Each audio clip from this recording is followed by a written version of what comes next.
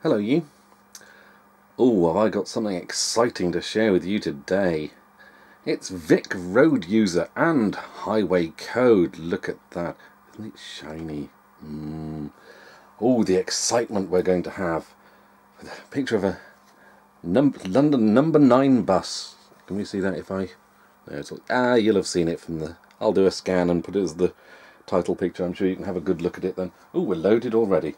This tests your knowledge of the highway code, road sense for all road users, and sound effects. Ooh, a competitive and instructive game for all road users.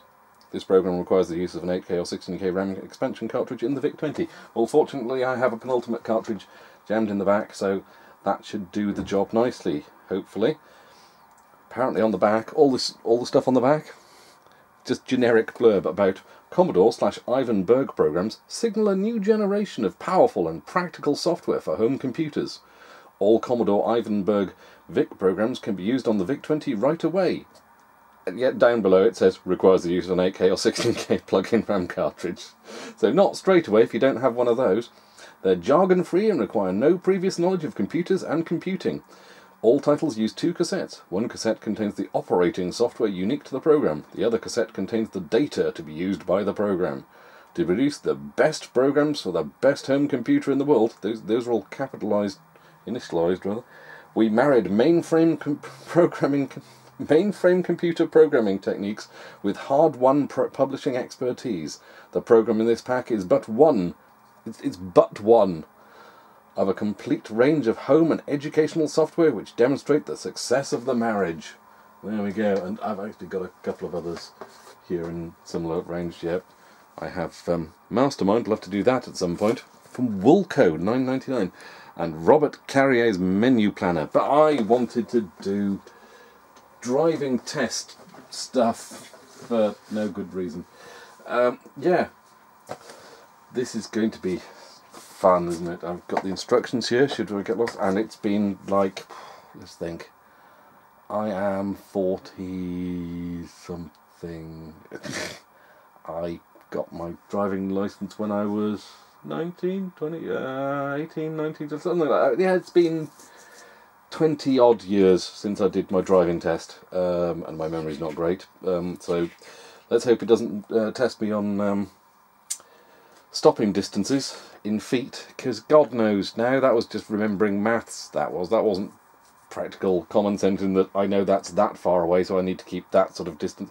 There's some things that you can read in a book, that a stopping distance at such and such a speed you need to be so and so feet away, and then there's knowing it in real life, because when you're driving on a motorway, well, things like keeping 2 chevrons apart and all that sort of thing, or only a fool breaks the 2-second rule at 60 miles an hour, and then someone comes up your arse at 80 miles an hour, and you're thinking, yeah. Yeah, stuff you learn for your driving test and stuff you learn actually out on the roads over the years is quite different, really, isn't it? But yeah, so hopefully it won't be testing me too much on stuff like that, or I will fail horribly, I'm sure. But anyway, we've got the first part loaded. I thought I'd save you that bit, and then talk while it was happening anyway. So, type run and press return. I'm just checking that there wasn't anything else to do. Oh, I better zoom in, hadn't I? Pretty though the lights are. Ooh, slowly, slowly, slowly. Back it up, left hand down, right hand down, right hand down. Middle. That'll do. We'll cut out some of the border a bit, I don't think we'll be needing that. Hopefully that's still in focus. Should be. Close enough. Font's big enough for you to read, isn't it? Run. Woohoo! VIC Road User. Copyright and published 1982. Press space. Right, okay, what does the book say? This is the program's main menu. As you can see, there are 6 sections. There's 7 sections, there's 8, there's end as well. As you can see, there are 6 sections, so select a section. Say 1, green cross code. Say 1, green cross code. No, that doesn't work. I thought it said no language, you know. You didn't have to have any computer thing. I'm saying 1, green cross code. Press return. So I think what it means is to type 1. For green cross code, press return. Please note the most efficient way of using this revision program is to do each section in the sequence presented on the main menu. The play button on your cassette deck can remain pressed down and VIC will automatically load each section loaded from the menu. I do like the way it says it's not the VIC-20 or the computer, it calls it VIC. VIC will automatically load it for you. As green cross code has not been loaded and used, VIC asks you to rewind the data tape. So take the operating software cassette out of the cassette. Right, okay, so we'll do 1. And press it. And please load data tape. So we will get the data tape out of the box. It's foolish me putting the lid back on the box. Come on out, come on out. Oh, it's not been out for a while, it's stuck in there. Come on, there we go. That's the data tape. Let's get that in there. Fortunately it doesn't need rewinding. And press play. Press space. Rewind tape. It is rewound. There we go. And that is the actual operating system, operating software. So on the other side only, slightly less bubbled label. So let's pop that back in the case. Nice, nice plasticky. Actually, it's quite something that the plastic hasn't perished all these years. It's really been looked after. Ooh, quiz number 1. Put that back. This is in fantastic condition. It really is. Not even dented corners. I'm guessing it probably wasn't played much, perhaps. Oh, poor game. I say game. Oh, excuse me a moment. I can hear someone knocking at the door, so I'll pause this and continue it when it's finished loading. Back in a minute. Right then. Hello. I'm back. Let's have a quick cuppa. Chin chin.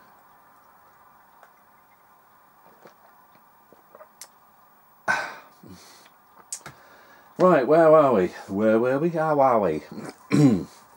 Hello, I am Vic. What is your name? I am. Let's go with Geiger. Can we put the whole? Hey, there we go.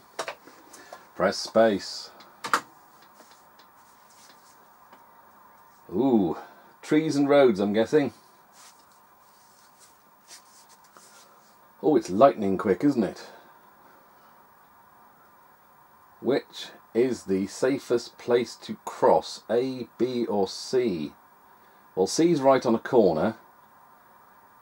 B looks clear and open. A looks kind of open a bit. I'd go with B. B is also further away from trees and things, so I'm guessing B. Was that good? Was that a good doodle? I think it was. Okay, what's this now? To cross the road, where should you stand? A, B or C? Well, I'm guessing B. I'm guessing A is the curbstone. C is back from the curb. A is on the curb. B is in the road. So, if I remember correctly from my green cross code, you'd step back from the curb. If you were standing on the curb, he made you step back from the curb. So toes behind the curbstone. So let's go with C. Oh, that's wrong apparently. A, standing on the curb. Well, Green Cross Code Man taught me different, and that was around the same. Well, no, actually, it would have been before that. I'd been taught by the Green Cross Code Man in. No, hang on, 1984. No, it was probably late 70s, early 80s, probably before this. Did they change and decided all children should stand on the curb? Okay. Not doing too well so far. 50-50, eh?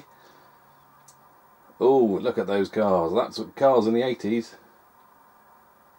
Look all round for traffic and other vehicles. Look all round for traffic and... what else are we looking for?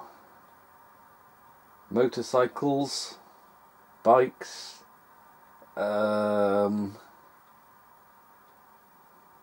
There's 6 letters there. Well, it's not Jimmy, is it? It's not Jimmy Savile.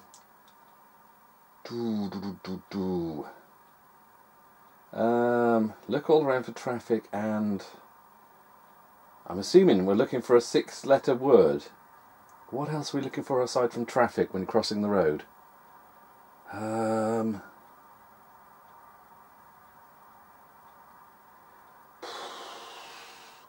God, I'm stumped. It's the 80s. So let's go pedos. No, apparently not. Listen. Look all around for listen. No, look all around you and listen for... not exactly clear, these, are they? I mean, admittedly, I knew pedos wasn't really going to be the right answer. What's this one going to be? Ooh, someone's hauling... They've got like a minivan and a trailer. If traffic is coming, let it pass. That's got to be pass, isn't it? Not piss. Yay! We got 1 right. Well, we got 2 right now, haven't we? So back up to 50-50. When there is no traffic, yeah, walk straight across the road. I remember that. It wasn't diagonal. What's my phone chirping about now? Oh, God.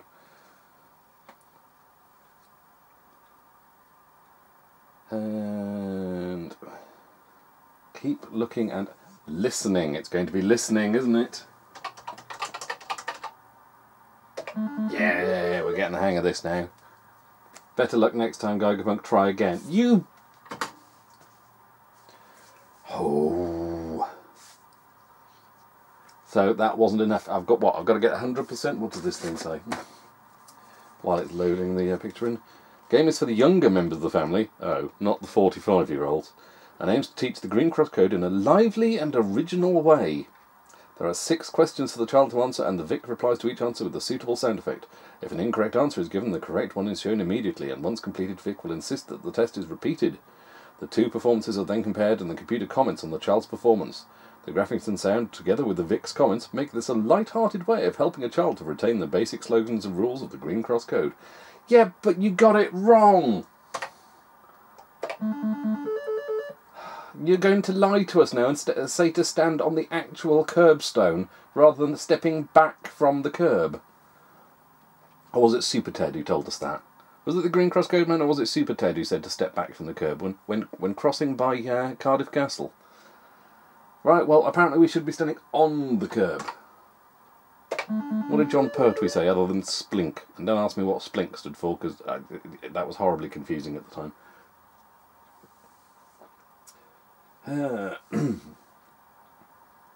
Look all around for traffic and listen. Look out for listens. Listens could knock you down even worse than traffic. There we go. Be wary of listens. What was the next one now? Straight across the road, was it? Let it pass.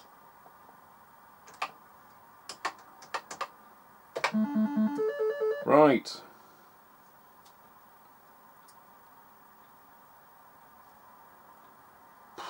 God, it's quick, isn't it? When there is no traffic near, walk straight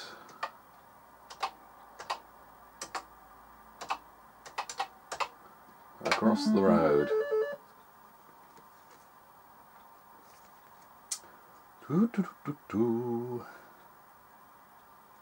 Keep looking, and I could put a deliberately wrong question, but I really don't want to go through it again. I want to get onto the more advanced stuff and see how wrong that is. And listening for traffic while you cross. Well done, Geigerpunk. Full marks. Bye. Right, so that's what counts as... Vic's comments make this a light-hearted way. Well done, full marks, bye. Aha. I don't see it comparing there either. Right. The 2 performances that are compared and the computer comments on the child's performance. Well, okay then. Let's go with road signs. 2. Searching for quiz. This section will be of particular use for those about to embark upon their driving test, although those who passed a test years ago may well discover huge gaps in their knowledge. Yes, I suspect we're going to do that. There are 20 questions altogether, most of which are either multiple choice or true and false. True and false. The correct answer is shown if your reply is incorrect, and VIC awards marks accordingly. The maximum you can score is 150, and your total will appear at the end, together with the VIC's assessment of your performance. Okay then, so now we just got to wait for it to load in. Obviously, I could pause the camera at this point and save you, but if I've got to sit through it, I've already saved you two sets of loading, haven't I? So yeah, we're sitting through this now. Then we've got sections 3 and 4, driving 1 and driving 2. Section 5, devious and vile. Looking forward to that one. And section 6, braking test. Oh look, we've got the stopping distances in the back. Look, can we see that? Right. Yeah, having to memorise that. So at 30 miles an hour, your thinking distance and braking distance total together to 75 feet. In an average family saloon on a drive road. That's going to be all completely wrong now, isn't it? Because I would have thought brakes have improved over the years since then. I mean, yeah, I learned to drive in a Morris Minor, and in that your braking distance was basically you had to book a week in advance. Drum brakes, yeah, disc brakes, massive difference. Apparently, Morris Minors were very popular in India. Only not the same model, just manufactured under a different name, sort of thing. But when they started introducing disc brakes, they got more accidents because suddenly some of these cars were braking better than others, and everyone was slamming into the back of them. I've heard. I have no experience of this myself. This is what someone told me once. Like, okay. So they decided not to stick with disc brakes and carried on with drum brakes. So everyone's stopping distances were at least still as woeful as everyone else's. Whether that's changed since more modern cars have taken off, I don't know. But that was apparently a thing for a while. Almost there, almost there. It doesn't tell us how to play, it just says 20 questions. So I'm assuming this is going to be simple enough, as they say that it'll be jargon-free and require no previous knowledge of computers and computing. Hopefully this is going to be simple enough to follow. Almost there. Almost there. Blimey, it takes a while to load in each one, doesn't it? Considering it's all in BASIC.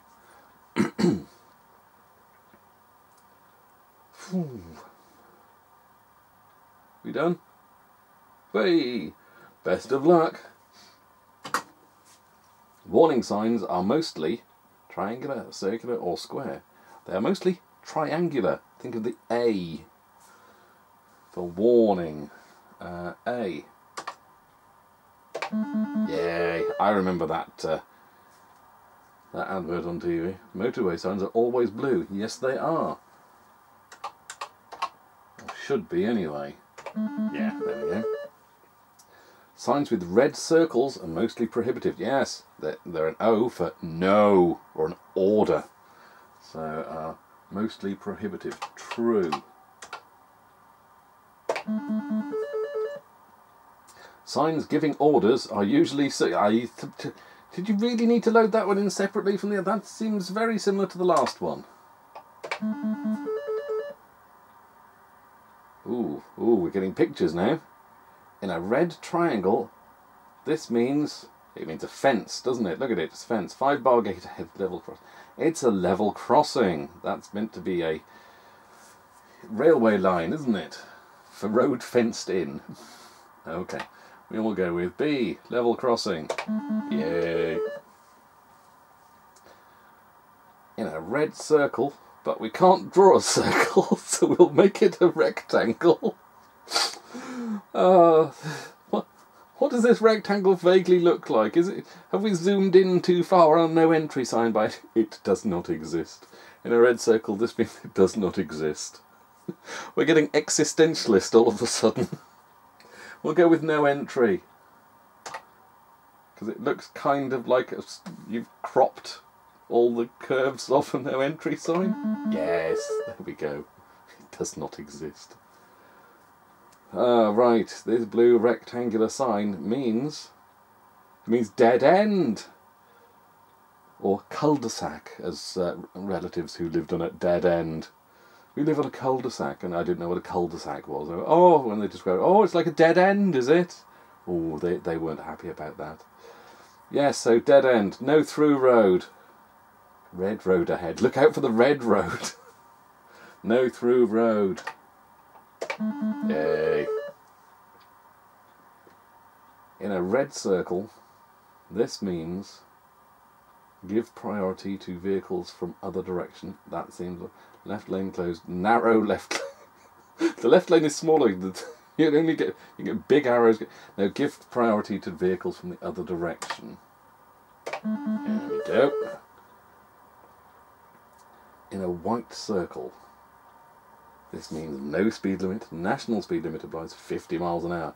I remember, not long after doing my test, I remember saying to a mate, oh, you know, speed up here, there's no speed limit after passing one. And he was like, no, it doesn't mean no speed limit. It's like, I knew what I meant.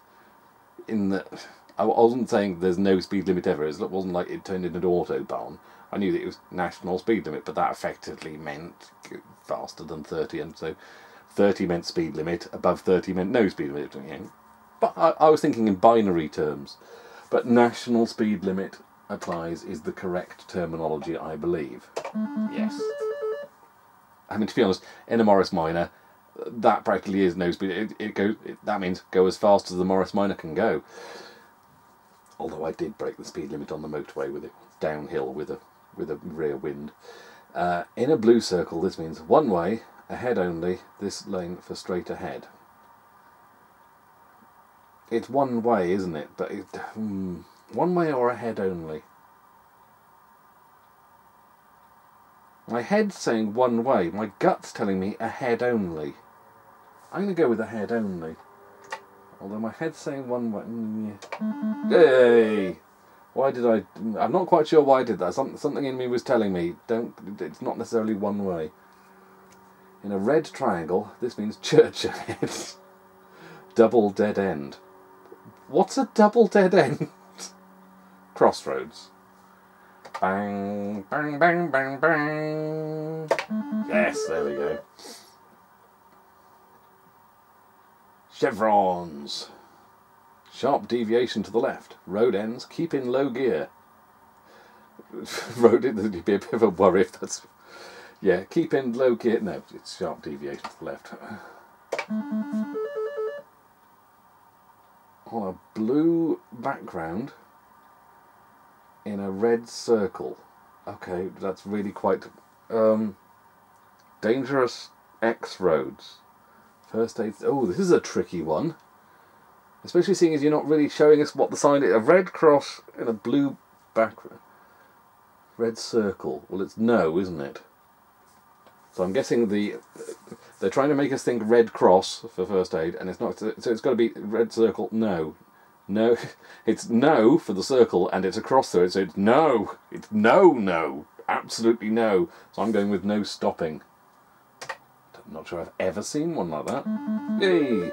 You can work these things out generally, can't you?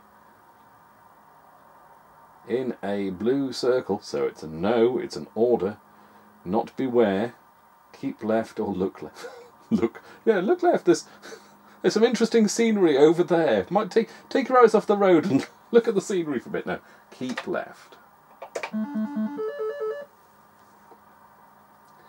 In a red triangle, so it's a warning. That's going to be right-hand lane closed. Right dead end, dual carriageway, right-hand lane closed. There we are. So effectively turning into a dual carriageway. But no. Yay. In a red triangle, this means road narrows, one way only, dual carriageway ends. Dual carriageway turns into a single carriageway. So, not the best time to be overtaking that motorcycle, Rob, on your first driving test. Suddenly having to go, oh hell, We've dropped from a dual carriageway to a single carriageway. We were doing 50, we're now going to do 30, so let's slam on the brakes now to get down to 30. Yeah, sorry motorcyclist. I'd committed to overtaking and then decided, and then hadn't realised, yeah, my first driving test didn't go too well.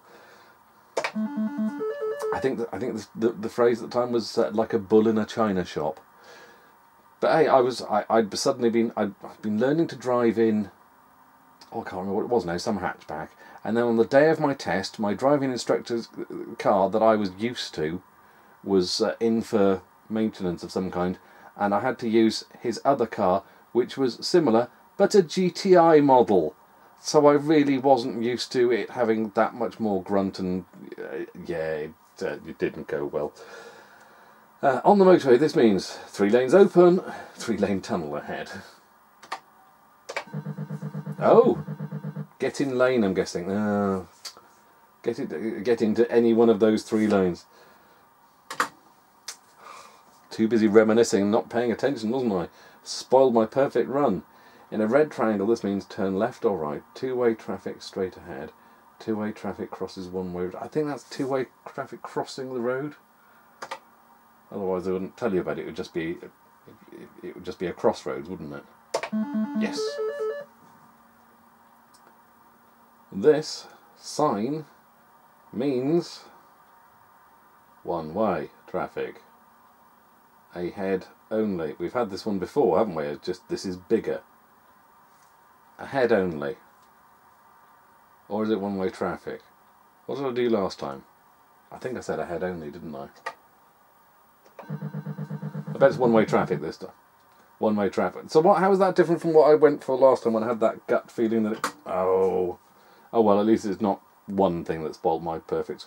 There is only one hexagonal sign used on British roads, and it's the same one that's used on American roads, I believe. One of the few like that, I think. It says POTS. It's Welsh, you know. Right, questions 20. I scored 87%. Well done, you'd passed your test. Well, that's good, especially seeing as you tricked me on some of those, I'm sure. Driving 1. Yes, let's do driving 1. And you know what? I'll save you the loading on this one because I'm nice. So let's wait for it to come up and make sure that it's working. You going to be doing anything? You going to be finding anything yet? I mean, obviously I could skip ahead to devious and vile and things like that, but in for a penny, in for a pound. There we go, we are loading. We'll come back in a bit. Right, almost done. So I'll read you the instructions for sections 3 and 4, driving 1 and 2. These 2 sections are for all drivers. There are 15 questions in each game, and both operate in the same way. Questions either offer multiple choice answers or require truth or false responses. The VIC either awards or deducts points according to your choice of answer. In addition to this, if you're unfortunate enough to pick a particularly bad answer, you may well crash or receive an endorsement to your driving licence. Okay. There are a possible 4 endorsements and 6 crashes in each section. These are accompanied by a suitable sound effect, so there's no chance of keeping the bad news to yourself. Okay. Apart from maybe turning the sound down on the computer, on the TV. If you receive three endorsements in any particular section, you will be banned from the quiz. Right. The maximum number of points you can score in each game is 75, but it is possible to end up with a minus total. In any event, your score will be displayed at the end of the section, and the VIC will not hesitate to comment on your performance and perhaps offer a few words of advice. The VIC graphics are particularly useful in these 2 sections for presenting problem questions to the contestant. Some questions are not as straightforward as they seem, and there are, of course, a few trick questions as well. Yeah. The games are both enjoyable and constructive, and cover almost every aspect of driving, including parking, the use of lights, overtaking, braking, signalling, motorway driving, road markings, and junctions. It's an original way of testing your knowledge of the rules of the road, albeit humiliating on occasion. Okay, this seemed worrying. Let's go for it then. That's a road, or a vague approximation of it. When travelling from X to Y, where would you overtake? After the corner, I would say. Yeah, don't overtake with the corner coming up. And certainly not in single track lanes, single track lanes on a corner, trying to overtake on a blind spot passing place, and certainly not when you're driving a minibus with kids in, like happened to me once. I was driving through lanes and a minibus full of kids was on my arse for a long stretch where there's no way of getting past. Obviously he was in a rush and everything, and it opens out onto a corner where you can slowly pass, but one person waits and the other person then drives past. No, this minibus driver decided this is the ideal opportunity to gun it and try and overtake me in this passing spot, which is also a blind corner. I couldn't believe it. Yeah, so yes, I reported him. I know, dirty filthy grass, but driving like that with kids on board, it was just incredible. But I would say C, after you've been round the corner. Not approaching a corner, or certainly not on a corner, so after the corner. That sounds like the wrong answer. How is the... If you saw this in a red circle, with a red bar through it, it would you swear, turn left, go straight on? You can't turn left. Swear, I mean, yeah, you would go straight on, you can't turn left. I still don't know what I did wrong on that first one. Click the following. Mirror, signal. Well, I'm not going to fit manoeuvre in there, am I?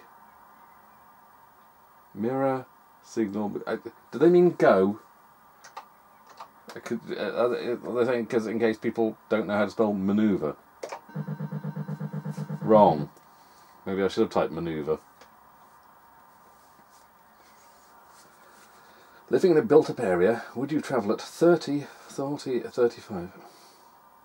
Well, 30 or less. 30 is technically the maximum speed limit, and lots of places have 20-mile-an-hour speed limits now. So yeah, but at A. There we go. Always drive at the maximum. Which of these would you use in fog? Windscreen wipers and fog lamps, side lights, hand signals. Yeah, I think fog lamps is your clue there to start with, isn't it?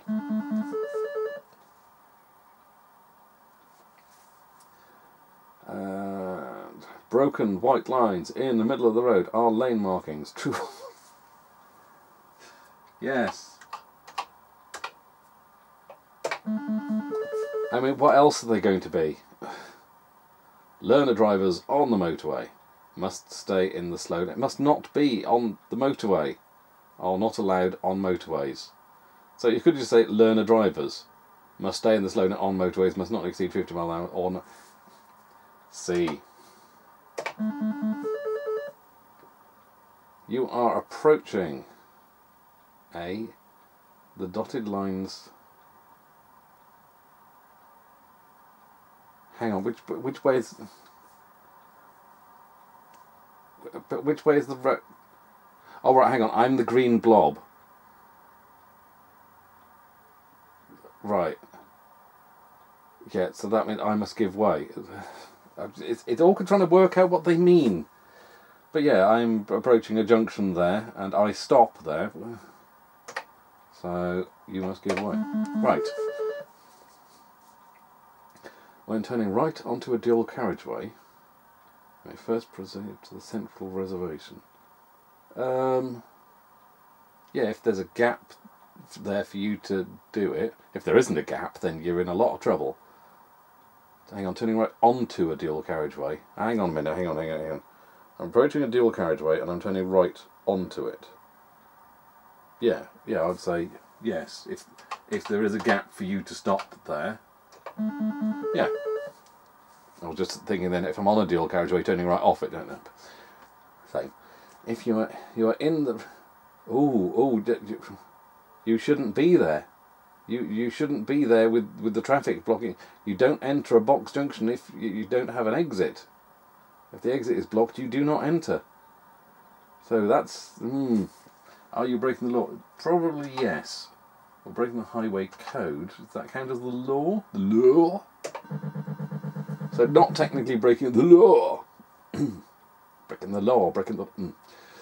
On a single carriageway road with 3 lanes, it is safest to travel... Single carriageway... Hang on, single carriageway with 3 lanes. What? Oh, it's safest to travel slap bang in the centre lane all the time. So then if you fall asleep, you've got the longest time before you drift off the road, haven't you?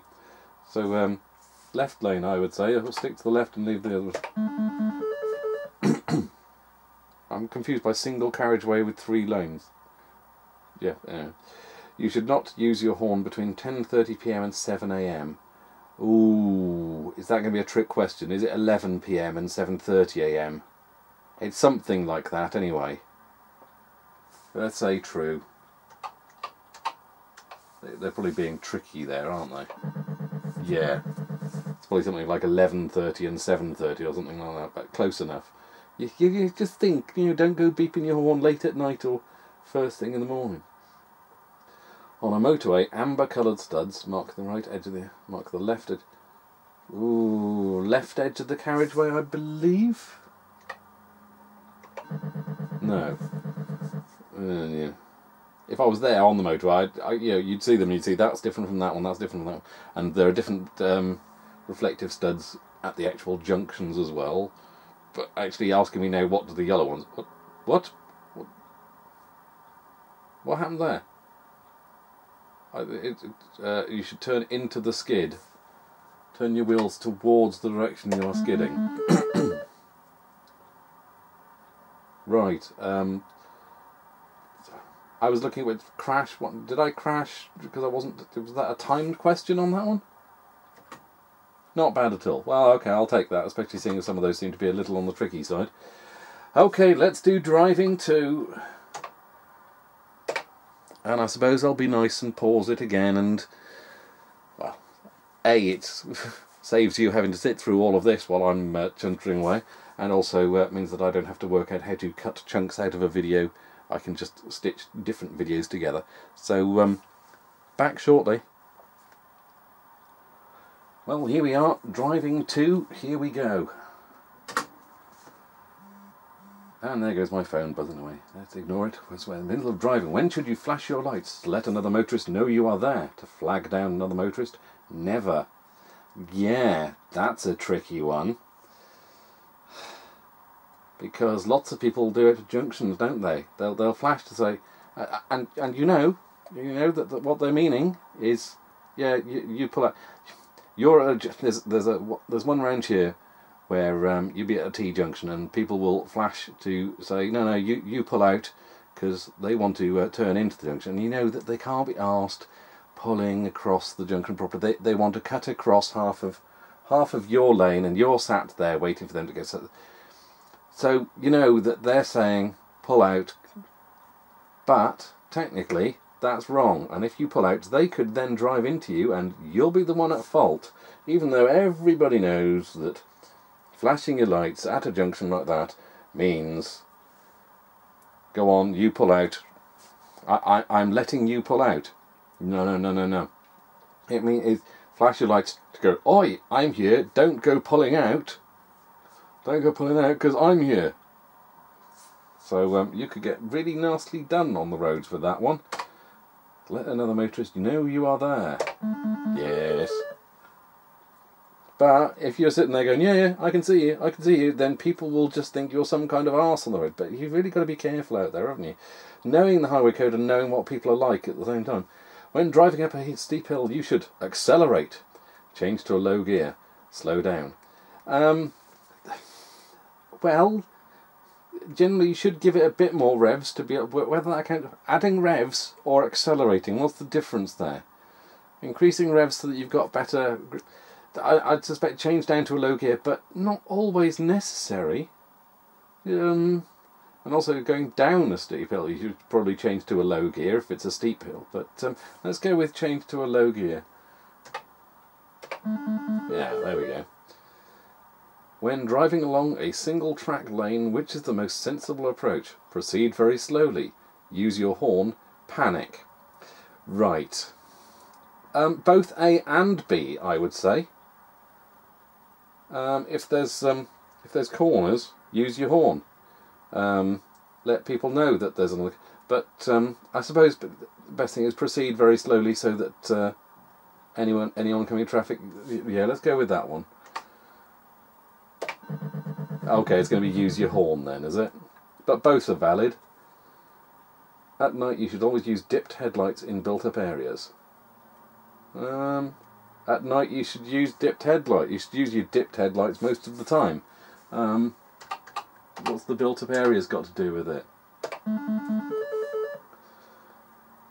A giveaway sign on the road is a triangle, 2 solid white lines, a single dotted line. 2 solid white lines. Hang on, a giveaway sign. Well, the markings on the road are 2. Oh no, they're 2 broken lines. It's going to be a triangle, isn't it? It's going to. I'm trying to think the giveaway sign itself. Yeah. Giveaway means allow traffic from your right to pass. And the left, I would have thought. So let's say false. Oh, that's bad apparently.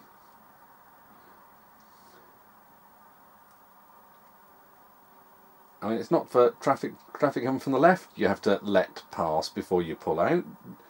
I mean, oh god. Right, let's look at the back. Let's look at the minute. 50 miles an hour on the motorway. How far apart should the cars be? Thinking distance is 50. Braking distance is 125 feet. Overall stopping distance is 175 feet. Right. So, that's helpful. Because in the back of the thing it says in feet, and in there it says yards. Yards and feet. How many feet in a yard? I can't remember. And we're all in meters now anyway. Let's go 75 yards. There we go. Err on the side of caution. When starting in snow, use very high revs.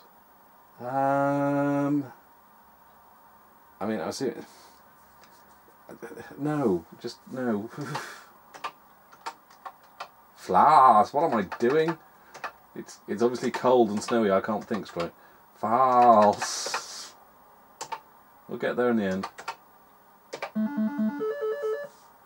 Slowly and steadily.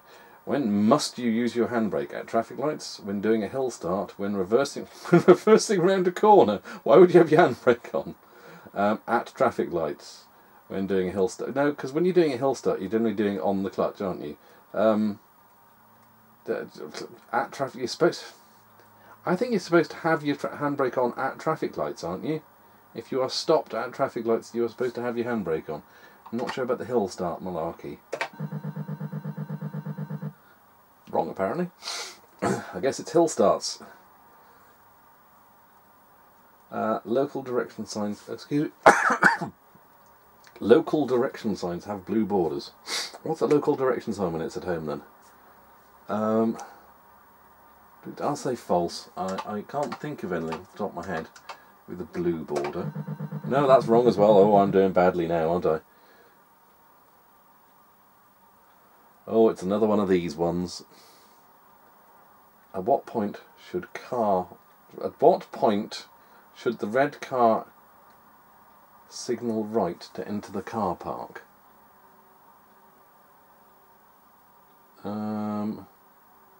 Well, I'd say, well, A is just ridiculous because they'll think yeah, there's a corner coming up, mate. Oh, what are you indicating there for? B, possibly a bit soon. C is possibly a bit too. I mean, having a scale there might be nice. Having a bit more of a scale.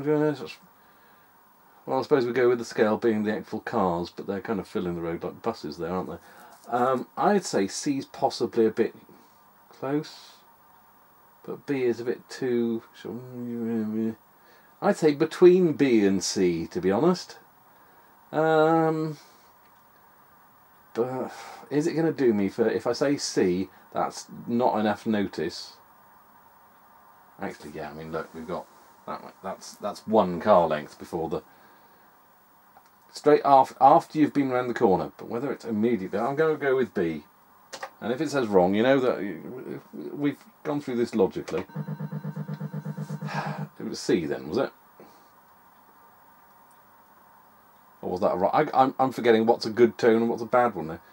Is this the correct way to turn right at a junction? What?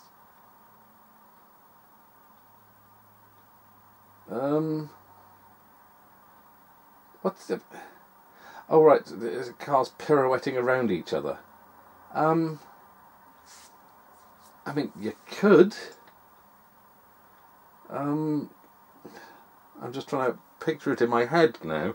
Whether would you do that? Yeah, you kind of would, wouldn't you? But you could also go, no, you first. That would be better, really, wouldn't it? I think there have been situations like that where we've done. I'm going to go no. Apparently, no, that is the correct way to turn right at a junction. Pirouetting around another car and hoping that they are doing the same as you. Have you turned right correctly? No, because you've cut across.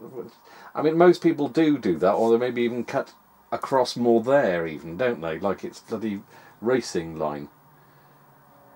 I would say you'd need to be absolutely correct on this. You go and turn more up there. There you kind of, but maybe let's go with yes. I suspect it's a.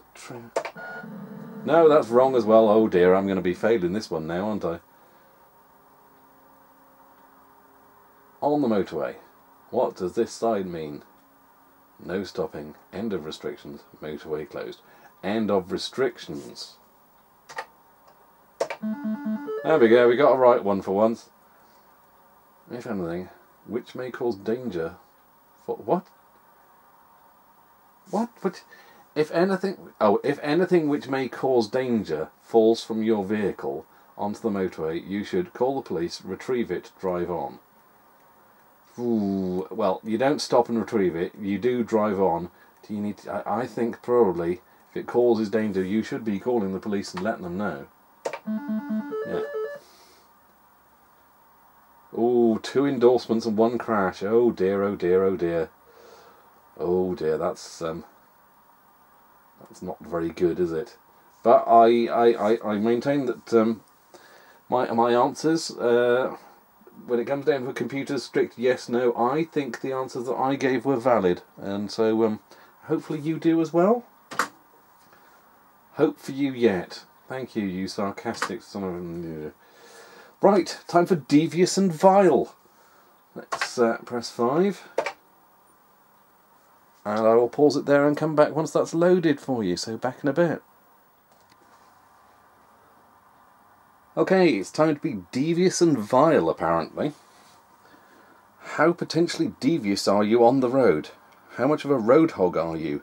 And how good are you at getting yourself out of trouble? Now's your chance to find out. You may have guessed by now that this section is in no way designed to be taken seriously, and is of no use whatsoever to any road user. Okay. In fact, it could be positively damaging if not treated as a piece of totally worthless nonsense. But it's great fun to play. There are 20 multiple choice questions in this section, and the VIC will offer some encouraging words each time you pick the most devious answer. Finally, your score will be assessed and will appear, together with the VIC's own opinion of you as a road user. Okay, so we're going to be Dick Dastardly now, are we? When caught speeding, your best excuse is, I've left the oven on, officer. My speedometer is broken, officer. I think I'm going to be sick, officer. I mean, how are we supposed to get what the answer... Well, let's go with speedometer. You could do you for driving a vehicle that's unsafe. I've left the oven on, officer. Oh, that's no excuse. I think I'm going to be sick. Well, he won't want you being sick on his uniform. Let's try that. There we go. If stopped in your car by a policeman, always get out to assert your authority. Always stay in to emphasise your subservience. Always half wind down the window. Yeah, don't get out and assert your authority, because they've got more authority than you. And no, that's not going to go. Stay inside and be all meek and mild. No, I'm so sorry, officer. What was the problem? Or always half wind down the window. Well, that's just going to knock them off, isn't it? B. Let's be all meek and mild. And oh, I'm terribly sorry, officer. There we go. If you're caught turning right at a no right turn, you deny it. Pretend to be foreign. Remark on how things have changed. I just can't get my head around these. Which is probably a good sign. If any of these seemed like valid options, there'd be something very wrong with me, I'm suspecting. Pretend to be foreign. The only thing I'm thinking there is perhaps you say you're in Dover and you pretend to be French, so that you're confused as to what side of the road and that sort of thing. But remark on how things have changed. Oh, we used to be able to... Oh, is that a valid one? Oh, you used to be able to turn right here. I'm sure you did. Yeah, when I was driving an awesome cart back in... No, Oh, yeah, pretend to be foreign. So it feels like the worst thing. So let's try that. No, okay. Probably the remark on how things have changed. Not very devious. I don't know. You see a traffic warden about to give you a ticket. Do you plead pitifully, smile sweetly and admire her shoes, limp to your car with a pained expression? Oh, it's got to be really mugging it up big time, isn't it? Yeah. If your tax has expired, you should replace the disc with a beer mat. Write tax applied for on the disc, change the date on the disc. Right, tax applied for. That's the Arthur Daly way of doing it, isn't it? Doctor on call on the dashboard and things like that. Yeah. You have legally let your dog off the lead. What's reminded by a policeman? What's this got to do with, I suppose, road, not driving? Say that you attend obedience classes. Scream, watch out, he's got rabies. Pretend to be the local eccentric. Pretend? Pretend I'll have you know. Reprimanded for letting your dog off. You're attending obedience class. Yeah, let's say that. Well, I'm attending obedience, and I'm supposed to be able to watch out. He's got rabies. I mean, you're asking for the dog to get shot. Then, let's go attend obedience classes. No, apparently not. Not very deep. I suppose maybe letting the dog be captured, put down is possibly more devious, but won't get you your dog back. When stopped on your home from the Dirty Duck. Is there ever a pub called the Dirty Duck? I've never known a pub called the Dirty Duck. Refuse to be breathalyzed on religious grounds. Sneeze and explain that alcohol is medicinal. Quickly chew some gum and pretend to be an American. I just, no, to all of them, just, I mean, no, stopped on your way home from the Dirty Duck. I'm assuming what they're saying is you're driving back from the pub. It's just, sneeze, no, that's not going to work, is it? Refuse to be breathalyzed. I mean, that's not, none of these are going to work, but pretend to be American? What are you thinking that chewing gum is going to stop your breath from smelling of alcohol? I mean, I know. I had a boss who was American, and God, his breath stank. It absolutely stank. And me and mate at work, we were trying to work out how the hell are we going to tell him. How do we tell him that every time he leans over to tell us the stuff at our desks, we're fighting back, physically gagging. It was horrendous. And for ages we were thinking, how the hell are we going to tell him, please, you need to do something about this. And then one day we were deciding, we'll all go for a pint after work. Everyone from work, and he was, oh no, I can't do that. The wife will kill me. And I said, I'll have a mint. So that won't smell the alcohol on you, something. And he just took a mint because they had some mints at the reception, and he picked one up then and ate. And then went, no, after you've had some beers, then have a mint. Obviously, it's not going to work anyway. But we just thought, yeah, come to the pub with us. We were being bad, weren't we? And he went, oh, right. I thought you were saying about I had stinky breath. And we just looked at each other. Just went, it was that easy. We could just said, have a mint. And he would have just gone, oh, does my breath stink? Yes, it does. And just that was, Let's go with that. Chew gum and pretend to be American. I mean, it's devious, not workable. Apparently that's the way. There we go. If you receive a parking ticket, pay it immediately. Ignore it completely. Don't pay until you are summoned. I know people who've done that, who've been so just bad with tickets and things like that. They wait until the bailiffs turn up at the door and then just hand them the cash. Just absolutely, yeah. So that don't pay until absolutely necessary. If you frequently need to park in a city, do you carry an out-of-order meter bag in your boot?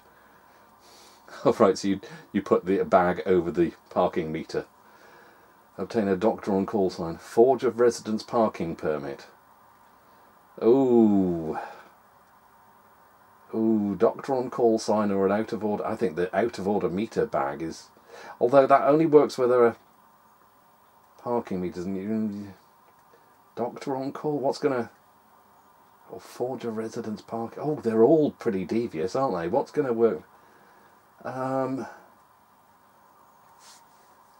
Forging a residence parking bit means you can park anywhere where there's residence parking only, but I'm guessing those are only for certain. They're going to be different for different areas. Doctor on call sign, does that actually help? Does that do anything? I mean, I've got to think this is the 80s as well now, not nowadays. I'm trying to think back to, I don't know what would have worked then. Carry an out-of-order meter bag in your boot, that sounds particularly devious to me. I mean, that's investing. But I'm going to go with that one. Though I'm not sure whether it's going to be doctor on call. Okay. Not very devious. Well, what is devious out of those? I mean, they're all... If you have a minor accident, do you firmly deny it was your fault? Call the police immediately. Apologise profusely, but do not sign anything. I think this... I remember going through... not HGV, but sort of hazardous loads test sort of thing for a relative was driving and he had these tests, and he said, "Oh, you ever go at some of these?" And one of them was, if you have an accident, deny all responsibility, even if it was your fault. You were expected to deny all responsibility, and it would always go to basically insurance companies fighting out amongst each other. You do not do a damn thing. You don't say, "Oh yes, sorry, obviously it was my fault." That even if it was your fault, and it was plainly obvious, it was down to you to deny all responsibility, regardless of whether it was plainly obvious, because then the business would fight it, and it's like really, really stank. It wasn't the right thing to do, but you were expected to do that. So if you have a minor accident, call the police immediately. So you're the one calling, not them. Firmly deny it was your fault. Apologise profusely. Oh, I'm so sorry, but don't sign anything. I mean, they're all... I'm going to say call the police immediately. Let's be extra devious and say, "Oh, you were the fault of it, but you're calling them first to make out it was them." No, okay. Maybe I'm being too... No, maybe I'm being too devious there. Offer them a hit from your hip flask. "Oh God, you look like you're shaking now. Have a sip of that." And then they say, "Oh, do you want some?" No, I'm good, thanks. When overtaking on the inside lane... Okay, when overtaking on the inside lane, we're already just... No. Pretend to be turning left, then change your mind. Make as much noise as possible, or sneak up as quietly as possible. What? Pretend to be turning left and then change your mind. Who thought these up? Anything you say may be used in evidence against you. You say, nothing at all. You're the most charming man I've ever met. I'm innocent.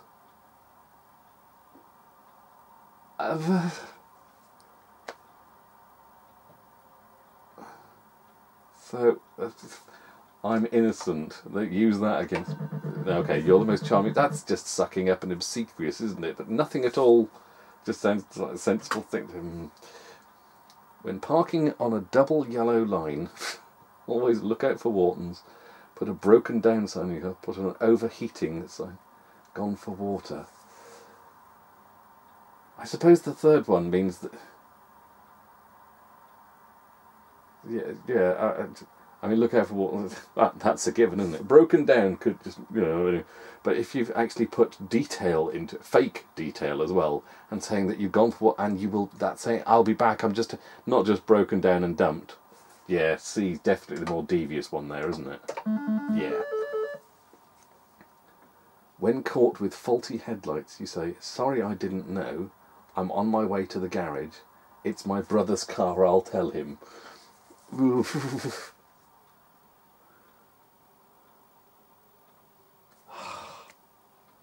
I mean, I suppose, sorry I didn't know ain't gonna work, because you're driving with your headlights, you should be able to see whether they're working or not. I'm on my way to the garage at night to the... It's my brother's car. Well, I suppose putting the blame on someone... I mean, it's more devious because it's saying it's someone else's fault, isn't it? I don't think none of these are valid, are they? But I don't think any of them would work either. Yes. When stuck in a jam in a main road, you are forced to toot your horn loudly, do a U-turn, drive up the bus lane. Obviously, people are going to be driving up the bus lane in the days before there were cameras watching everyone. Yeah. When caught in a bus lane by a policeman. Say you're expecting a left turn. Say you're deaf. Say you didn't know it was a bus lane. You're expecting a left turn? Didn't know it was a bus lane. No, that's... A is more devious. To C is just ignorant, and B is just wrong. How's deaf going to help you with a bus lane? I suppose going with... Oh, I'm sorry, sir, I'm deaf. They go, what? No, that's what I say. You're stopped for having bald tyres. Do you make a joke about the policeman's bald head? Say that you're on your way to buy new ones. Complain about the state of the roads. Well, the bald head's not going to help you, is it? The state of the roads? I'm not sure what that's got to do with the price of ham.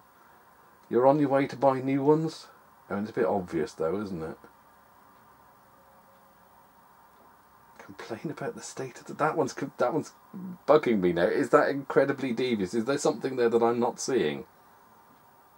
Yeah, in that they were fine when you set out, but the roads have worn down your tyres that badly. They were fine when I left. Bloody hell, the state of these roads.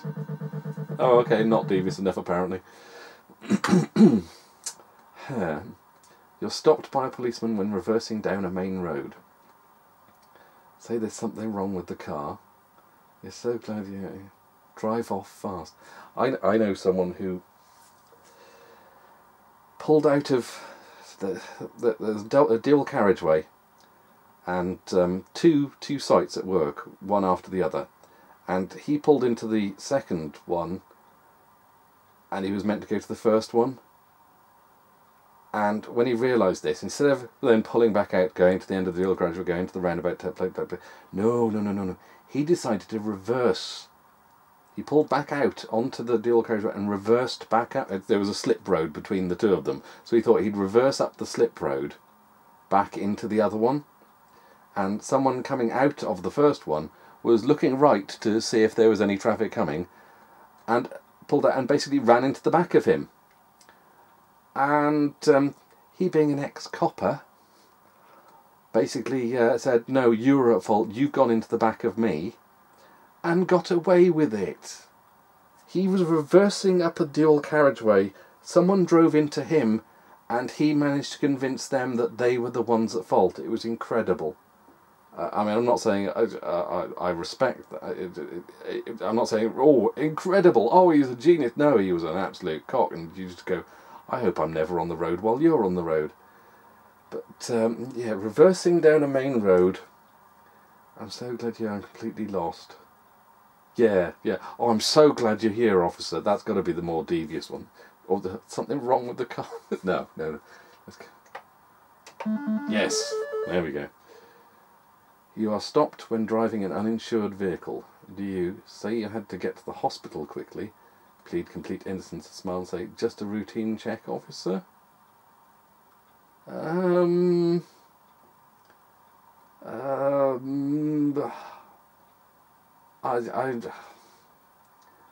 don't know. These are all terrible. Which is more devious? I don't know. You had to get to the hospital quickly. It's just a blatant lie, isn't it? And how's that? What? You're still breaking the law. Is the officer going to go, oh, all right, but make sure you get it insured and let you go? Plead complete innocence? Of what? You're driving an uninsured vehicle that you didn't know? I didn't know it was uninsured. It was just a routine check. Officer. Let's go with B. Complete innocence. You didn't know, and you'll get it sorted as soon as you'll get the car off the road and you'll get it sorted. No, that's not devious enough. Apparently, not very devious. Just a routine check, officer. A pedestrian says that you almost hit him on a zebra crossing. You should say, you shouldn't wear black and white. Sorry, I have a migraine. At least it was almost. You shouldn't wear black and white. No. Sorry, I have a migraine. You're basically an honest type. Well, there we go. The computer says so. So, there. I'm not very devious or vile, apparently. So, that's a good thing, right? There we go. Braking test time coming up next, and then we're done. 6. Oh, okay. This doesn't need to be loaded then, perhaps? Oh, well, let's read these instructions on the paper first. This is a game designed to test your speed and distance judgment. The object of the test is to stop the car before it hits the wall. The car will move at a random speed between 20 and 70 miles per hour, and a digital countdown gives you the reducing distance from the wall. The best possible performance for this test is to stop the car at 0 feet from the wall. Oh, I was saying that. Surely, just, no, not as close to the wall as you can get. What is this? Virtua parking. But you're slamming it anywhere between 20 and 70 miles an hour into a gap, and you've got to get it as perfectly... No! Speed 37. Press space. Okay. 37. Well, that's no. Yes, we'll try again. 37. So I need 60. So I need about 70 feet braking distance. Oh, I've hit it, haven't I?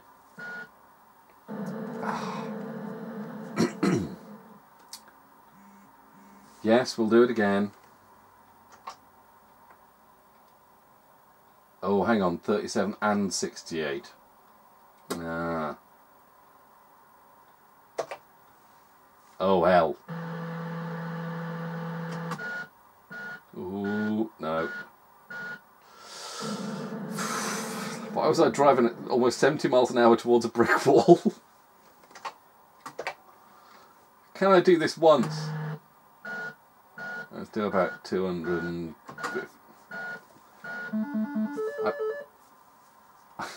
Alright, so this time I suddenly stopped 189. Okay, well, we'll do it again. 54 miles an hour.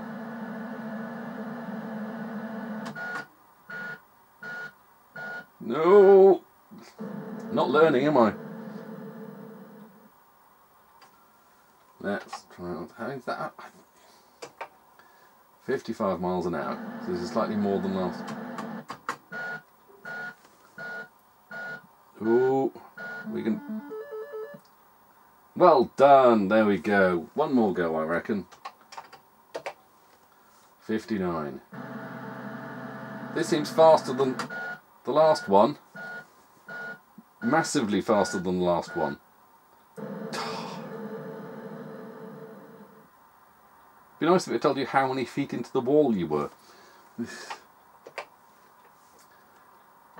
53.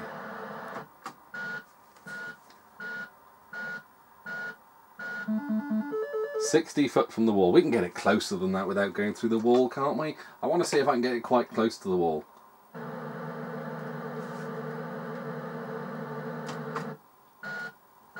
It's 130 odd feet I've slammed the brakes on. Oh, I could have done it quicker than that. 54 feet is the nearest.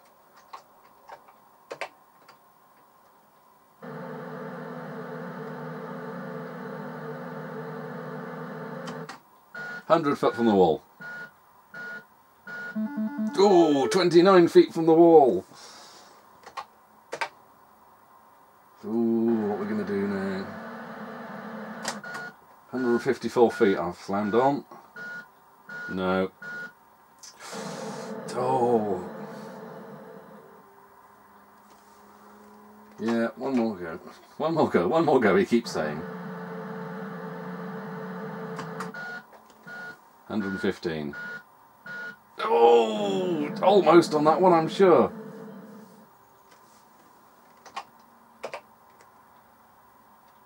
Right then.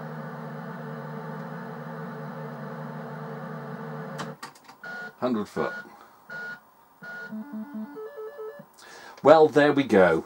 No, we'll leave it at that one now. We've managed to not slam our car into the wall on that time.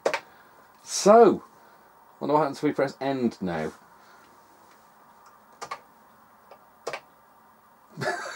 That's it. It just goes end and drops you back to basic where you can list the program. There we go. Oh, blimey. I'm sure you could probably press run stop at any point during any of those games and do a whole listing and save it to tape and do your own copies. Right. How bizarre. Copy protection? What's that? Well, I'm going to press run again. There we go. We're back at the start, and it will ask us what bits we want to load up. But there we go. We've had a complete run through of VIC road user and highway code. So, I mean, people wearing black and white on the. I know they haven't been hit by the bus. That bus is number 9 to Mortlake Garage, apparently. Hammersmith, Kensington, Piccadilly, Charing and Bank. See, this is the sort of thing that Jules always mentions. You see a certain type of bus on TV. Oh, that's the such and such. Oh, yeah, that used to go to. Oh, that goes from so and so to so and so. To me, it's like, yeah, you're saying it goes from London to London to London. I have no idea. But apparently, it's got an advert on the side as well for 2 tickets to California, please. There's a woman walking in the road. I don't know if you can. Can we see this? There is a woman here walking the wrong side of the fence in the road. Maybe she just got off the bus or something. But these people, he's striding really a lot there. But she's walking in the road. So they've got this. There's a crossing here, and she's walking in the road there. Right. I don't know if you can see that at all, but there we go. Have a look at the thumbnail at the start of the video. Oh, right. So what did I score anyway? It's devious and vile at the back. Between 0 and 10 correct answers, you are a decent, honest and upright person. In short, a saint. You never break the law and therefore find it impossible to tell lies. All your excuses lack any credibility and you are the type who blushes and gives the game away. You are hopeless at liar dice and even worse in business, but you are an excellent road user. Score between 10 and 15 correct answers, you are utterly inconsistent. 1 minute you could talk the hind legs off a donkey, the next allow yourself to be bitten by one. You are basically an honest type and find it difficult to tell lies, although you quite enjoy it. I shouldn't bother if I were you. You won't get away with much. And between 15 and 20 correct answers, you are quite the most devious, underhand and dishonest person on the road. You try to worm your way out of everything and 9 times out of 10 you succeed. Every excuse is carefully calculated and the chances are that you are a road hog into the bargain. But be warned, when they catch up with you, you will really be for it. Right, so that is VIC road user and highway code for the, what was it? Not unexpanded VIC-20, for a VIC-20 with an 8K or 16K RAM expansion. And boy, it really makes use of that RAM, doesn't it? It really, really pushes the machine. Well, I shall pop that back safely in the case. And I hope you enjoyed watching. And I'll catch you on the next one, maybe. Maybe not on the roads, eh? Ta-ta.